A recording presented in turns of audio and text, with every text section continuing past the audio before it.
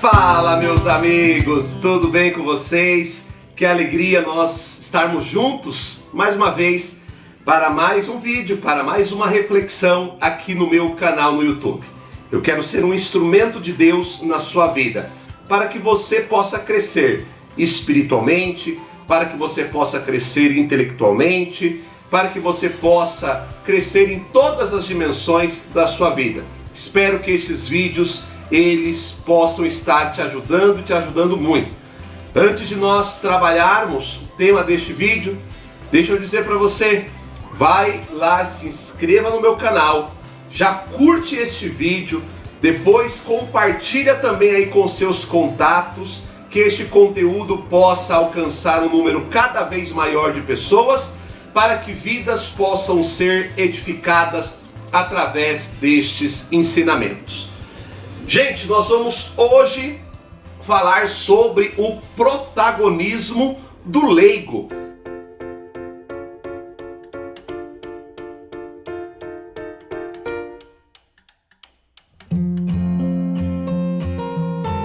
Nós vamos entender o que o magistério tem esperado de nós leigos desde o Concílio Vaticano II, principalmente ali através da Constituição Dogmática Lumen Gentium. Vou trabalhar também alguns documentos conclusivos das conferências do Episcopado Latino-Americano. É importante que o leigo se conheça, para que ele possa entender quais são os seus direitos, quais são ali os seus deveres, e que consequentemente possamos ocupar o espaço que nos é devido dentro das nossas comunidades e também fora dela, porque enquanto leigos também nós temos ali o mundo, o século, como nosso campo de atuação.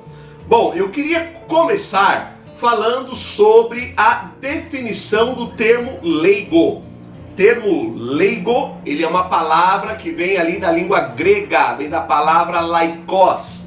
E laikos significa aquele ou aquela que pertence ao povo ou que provém dele. Então, nós podemos trabalhar dentro desse aspecto o laikos grego como um adjetivo derivado da palavra laos. Laos, no grego, significa povo. Então, olha que interessante. Quem que é o leigo? Ele é alguém que pertence ao povo, alguém que provém do meio do povo. E é muito oportuno nós recordarmos que uma das notas fundamentais da eclesiologia atual, também fundamentada ali na Constituição Dogmática Lumen Gentium, é justamente essa. Quem que é a igreja? A igreja é povo de Deus. No cristianismo primitivo, a distinção entre clero e leigo, ela vai ali acontecer a partir do século III e se consolida no século IV.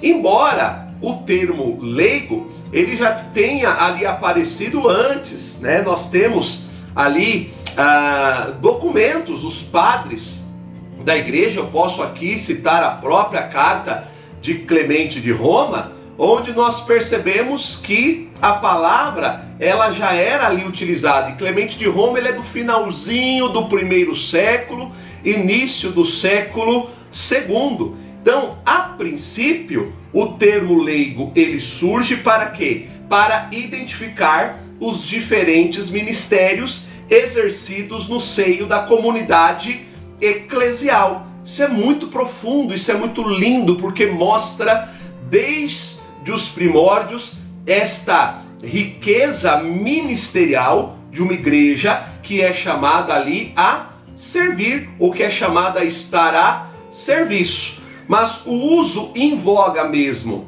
do termo leigo se dá no século III. Por quê? Porque a partir de então a igreja ela começa a se organizar, digamos assim, de maneira semelhante à religião judaico, né? A religião judaica, e também algumas religiões pagãs. Isso é um processo muito natural. Isso aqui foi o próprio diálogo entre sagrado e profano que acompanhou também a igreja nos seus primórdios, nos seus desenvolvimentos. Isso é até interessante, porque nós percebemos que não há uma questão ali de superação, mas há uma questão também de ressignificação, algumas questões ali de sacralização.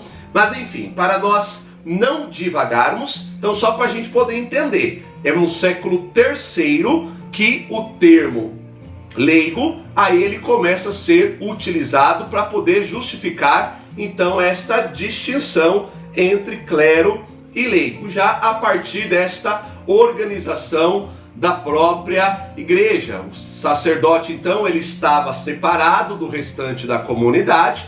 É aí que começa a se desenvolver aquilo que nós vamos perceber por vários séculos da Idade Média. Então nós temos o sacerdote que celebra, a comunidade que assiste, as autoridades que decidem e os fiéis que somente executam.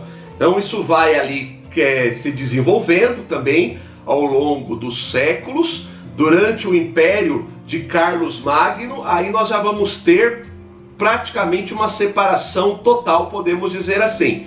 Então os ministros ordenados, eles vão estar separados do restante da comunidade, no caso, os leigos. Então esse distanciamento ele se dá primeiro na liturgia, mas depois ele alcança a teologia, alcança também o apostolado, e os leigos então serão reduzidos, nós podemos dizer assim, a uma mera mão de obra cooperadora do apostolado clerical. E isso vai perdurar até o Concílio Vaticano II. Convém lembrar aqui também, irmãos, que a teologia assumida pelo Vaticano II, aqui eu estou dizendo a teologia do laicato, é a teologia de Yves Congar. E para o padre Congar, isso aqui é espetacular, gente. O leigo, ele não é aquele que pertence à igreja, porque o leigo é igreja. O mandato dos leigos, ele não é um mandato que deriva da hierarquia. O mandato do leigo, ele deriva do próprio mandato de Cristo. Consequentemente, a identidade dos leigos, então ela se dá por sua relação com a igreja e não pela cooperação com o ministério hierárquico.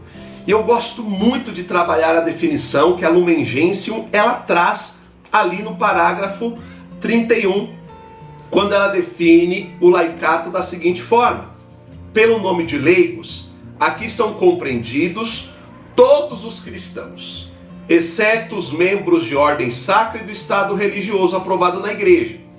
Estes fiéis, pelo batismo, foram incorporados a Cristo, constituídos no povo de Deus e a seu modo feitos partícipes, que exercem sua parte na missão de todo o povo cristão, na igreja e no mundo.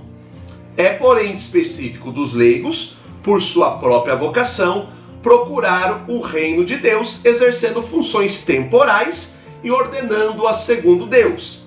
Vivem no século, e a igreja é em todos e em cada um dos ofícios e trabalhos do mundo.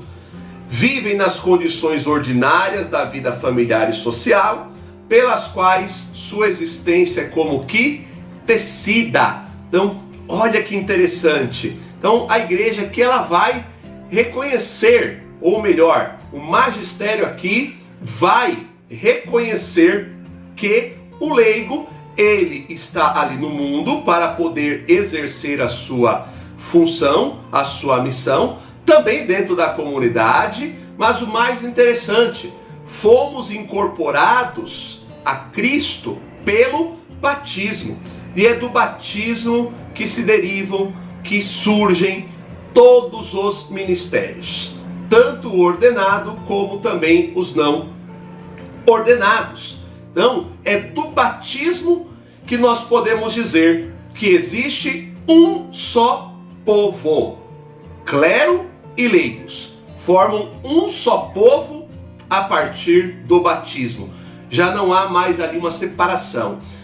Gente, eu gosto também de trabalhar e deixar bem claro, porque a gente também tem que ser muito cuidadoso, uma vez que nós estamos falando na internet, em tempos onde, infelizmente, nossas falas, muitas vezes, elas têm sido ali deturpadas até de maneira torpe, que o objetivo deste vídeo não é estabelecer nenhum conflito de classe.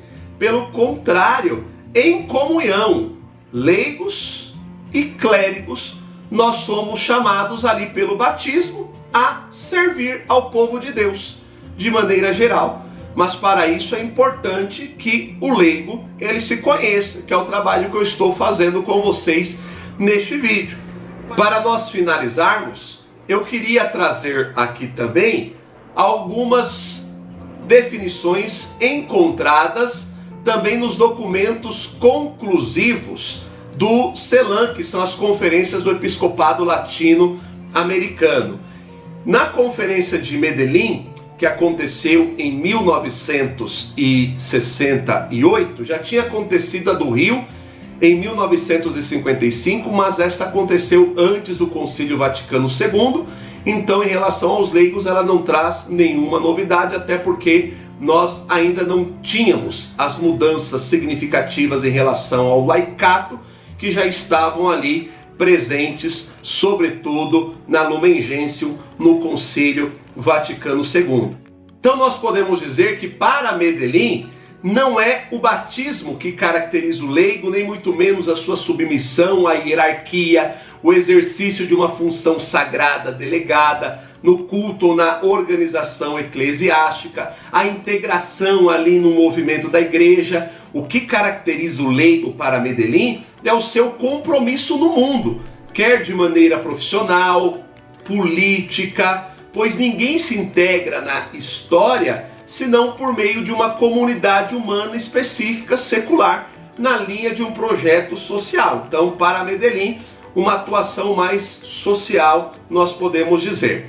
Para Puebla, Puebla tem ali uma definição linda, ela é clássica. Para Puebla, quem são os leigos? Homens da igreja no coração do mundo e homens do mundo no coração da igreja. Para Santo Domingo, o leigo já é chamado ali a exercer um protagonismo na evangelização. Ou seja, nós temos que realmente ali assumir o nosso papel, nossa função, meter as caras, como nós falamos numa linguagem mais popular, para realmente ali fazer com que a obra de evangelização e o reino de Deus possam acontecer. E a Aparecida vai ali dizer que toda a igreja, todo o povo de Deus, consequentemente clérigos e leigos, nós somos chamados a ser discípulos missionários, não discípulos e missionários. Somos missionários sem deixar de ser discípulos, somos discípulos missionários. Então, eu quero dizer a você que é leigo, ocupe o seu papel, se conheça, busque o seu espaço na sua comunidade, trabalhe em comunhão com a liderança da sua comunidade, com o padre da sua comunidade, mas também com todos os outros leigos, independente da pastoral, do movimento, porque é assim que nós também resplandecemos esta beleza de uma igreja toda ministerial, de uma igreja que está totalmente a serviço. Espero que este vídeo tenha te ajudado, que você tenha gostado. Não se esqueça de se inscrever no meu canal, de curtir este vídeo e compartilhar com seus contatos. Até a próxima, gente. Deus te abençoe.